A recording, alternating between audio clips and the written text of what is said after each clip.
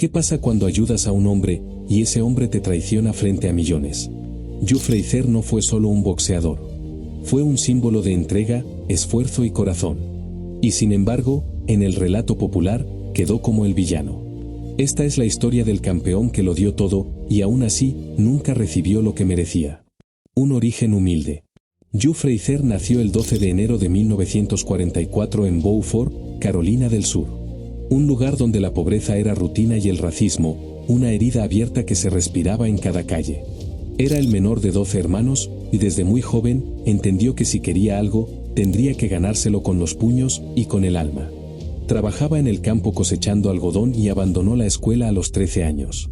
La vida no le dio opción. Pero había algo en el que no se podía callar. Un fuego que lo empujaba a moverse, a golpear, a imaginarse en un escenario distinto. Ese fuego lo llevó a golpear un saco de arroz colgado en el granero.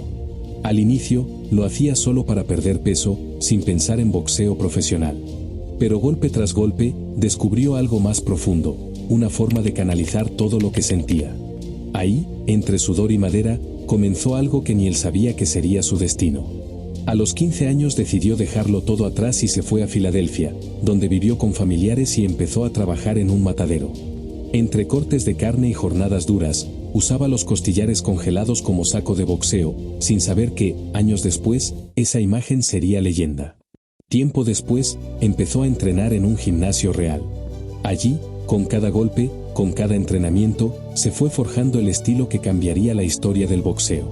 Y su apodo nació solo, Smoking Joe. Porque cuando él entrenaba, parecía que el aire ardía a su alrededor. No por los guantes, sino por el hambre. Carrera amateur y olímpica.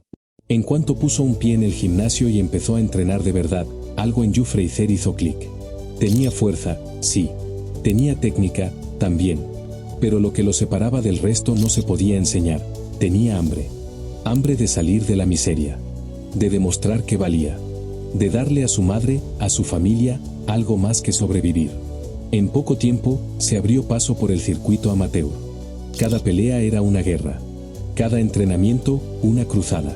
Y mientras muchos lo veían avanzar, nadie sabía que Joe tenía un secreto que ocultaba como si su vida dependiera de ello, porque, en realidad, sí dependía. Solo tenía un ojo funcional. Una lesión sufrida años antes le había dejado con la visión severamente limitada en un ojo, algo que jamás confesó oficialmente mientras estuvo en activo. Lo escondió en los exámenes médicos. Lo ocultó en los entrenamientos. Boxeaba casi a ciegas de un lado, y aún así seguía ganando. En 1964, con apenas 20 años, Joe fue elegido para representar a Estados Unidos en los Juegos Olímpicos de Tokio. Era una oportunidad única. Para muchos, un privilegio. Para él, una prueba más que debía superar, aun cuando todo jugaba en su contra. Días antes de competir, se fracturó el pulgar de la mano izquierda. Los médicos le dijeron que lo mejor era retirarse. Pero él ya había trabajado toda su vida con dolor. No iba a parar ahora. Así que subió al ring, con una mano rota y un ojo dañado, y lo dio todo. Peleó con el corazón en cada round, esquivando a puro instinto, lanzando golpes sin saber si su cuerpo aguantaría el siguiente. Y aún así, lo logró, medalla de oro en peso pesado, en uno de los escenarios más importantes del deporte mundial. No había nacido para ser el favorito. Había nacido para resistir. Y ahora el mundo tenía que reconocerlo. Joe Frazier no solo era un boxeador. Era una fuerza imposible de detener. El ascenso en el profesionalismo. Después de colgarse la medalla de oro en Tokio, Joe volvió a casa, pero no lo hizo como un héroe celebrado. Volvió a un país que aún lo veía con desconfianza por el color de su piel. Volvió a una vida donde la gloria no se comía ni pagaba las cuentas. Y aún así, no se quejaba. Porque había aprendido desde niño que el trabajo silencioso siempre grita más fuerte que cualquier alarde. Fue entonces cuando un grupo de inversionistas privados, conocido como The Cloverleaf Group, decidió apostar por él. Era un acuerdo poco común. 40 empresarios pusieron dinero de su bolsillo para financiar la carrera de un joven sin apellidos famosos, sin padrinos, sin prensa, solo con puños y convicción. Joe no les prometió fama, ni títulos. Solo les prometió pelear con todo. Y cumplió. Desde su debut profesional en 1965, cada uno de sus combates fue una declaración de principios. No bailaba. No hablaba demasiado. Solo avanzaba. Siempre hacia adelante, como si retroceder no fuera una opción. Su estilo era tan contundente que se vuelve reconocible en segundos: cintura baja, pasos cortos, presión constante y un gancho de izquierda que parecía salido de otro mundo. Cuando conectaba ese golpe, no era solo una caída. Era una sentencia. Pelea tras pelea, fue demoliendo rivales. Muchos de ellos ni siquiera llegaban a sonar la campana del cuarto round. Mientras los focos estaban sobre otros nombres, Fracture seguía acumulando victorias.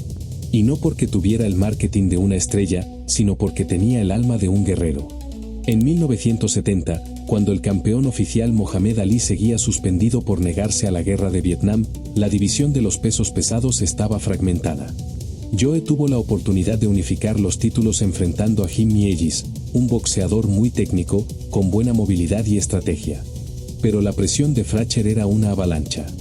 Round tras round, Ellis no encontraba escapatoria.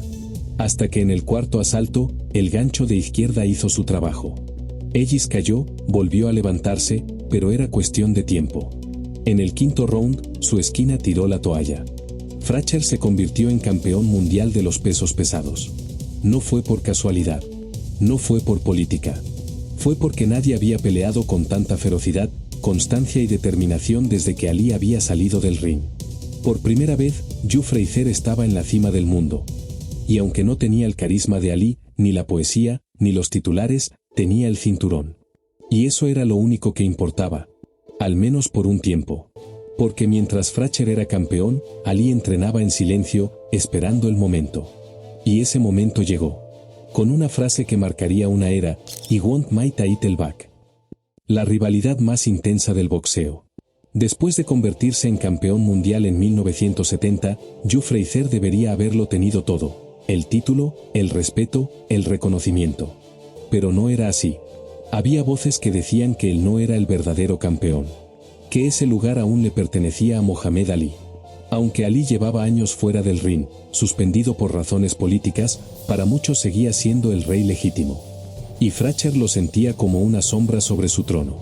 Él no había pedido controversias.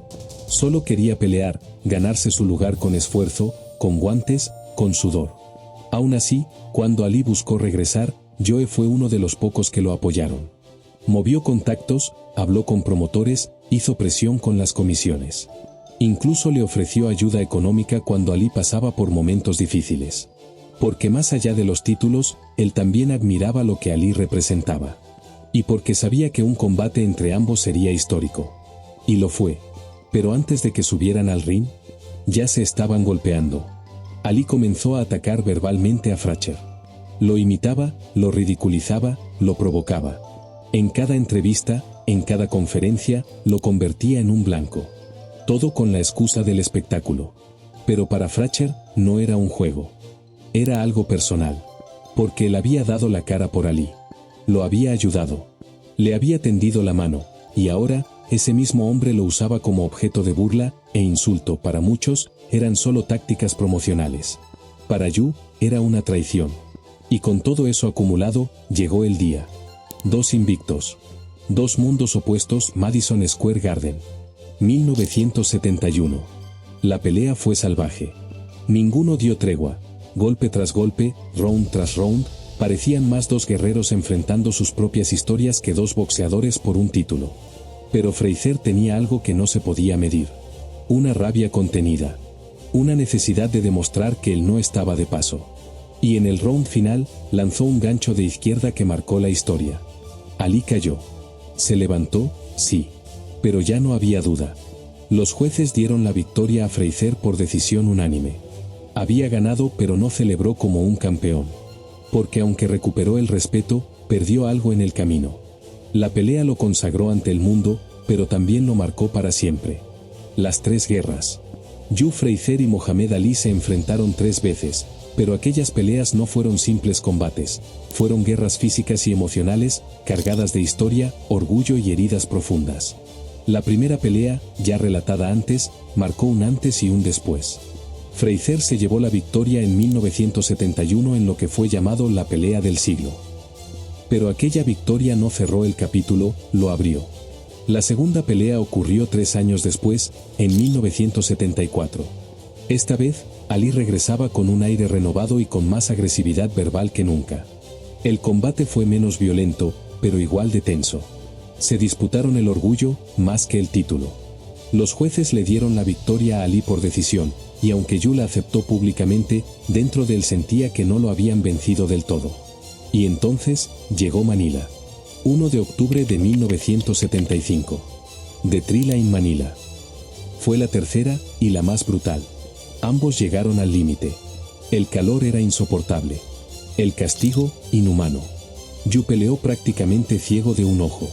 Ali también estaba al borde del colapso. Round tras round, se atacaron sin descanso, como si en cada golpe se jugara algo más que un cinturón.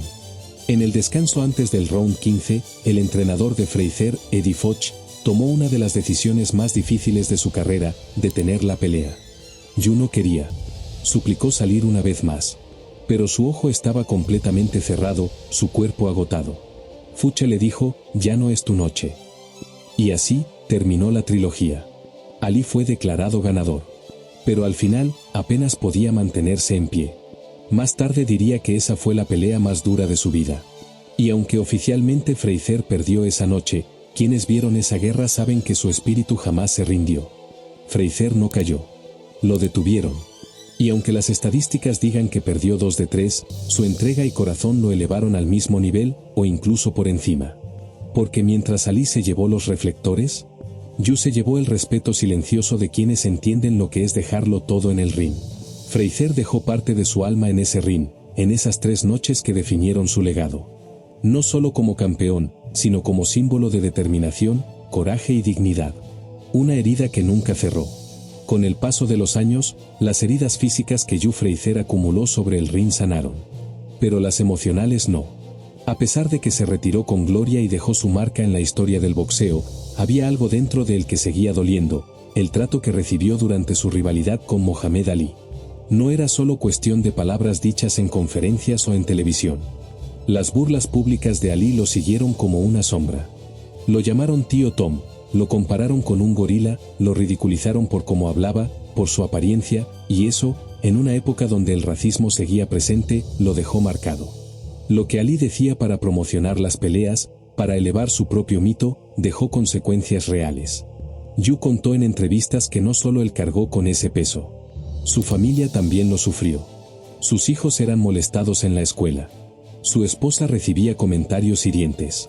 Muchos en la comunidad afroamericana, influenciados por la imagen carismática de Ali, llegaron a ver a Frazier como el otro, como alguien que no representaba la causa, cuando en realidad venía del mismo lugar, del sur profundo, del trabajo en los campos, de la pobreza, del racismo.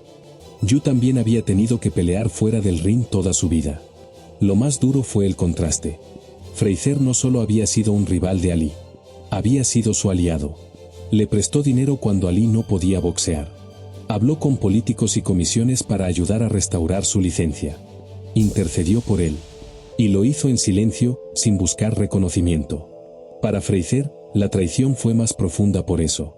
No entendía cómo alguien a quien él había ayudado podía ridiculizarlo de esa manera frente al mundo entero. Años más tarde, Mohamed Ali se disculpó públicamente. Dijo que todo había sido parte del show, que no tenía odio real. Pero para Frazier, el daño ya estaba hecho.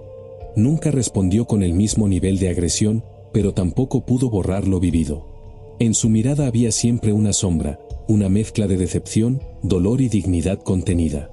En algunos momentos decía que lo perdonaba. En otros, dejaba entrever que las cicatrices seguían ahí. No es que Yu no tuviera el corazón para perdonar. Es que nunca tuvo la oportunidad de sanar del todo. Porque mientras el mundo celebraba a Ali como el héroe rebelde, Frazier quedó en la narrativa como el obstáculo, cuando él también fue un símbolo de lucha. Solo que lo hizo en silencio, con el puño y el corazón, sin eslogans, sin cámaras. Y esa es tal vez la mayor injusticia que cargó, ser olvidado como el hombre que no solo peleó con Ali, sino que también lo ayudó a volver. Y fue tratado como un enemigo por ser demasiado noble para devolver el golpe con la misma moneda. Hoy, su nombre no aparece tan seguido como el de Mohamed Ali o Mike Tyson. No lo mencionan en cada lista, ni lo adornan con frases grandilocuentes. Pero los que entienden, los que conocen el verdadero sacrificio que implica pararse frente a un rival y no rendirse jamás, esos saben quién fue Joe Frazier. Sin Frazier, la leyenda de Ali no habría brillado igual. Porque todo gran campeón necesita un rival digno.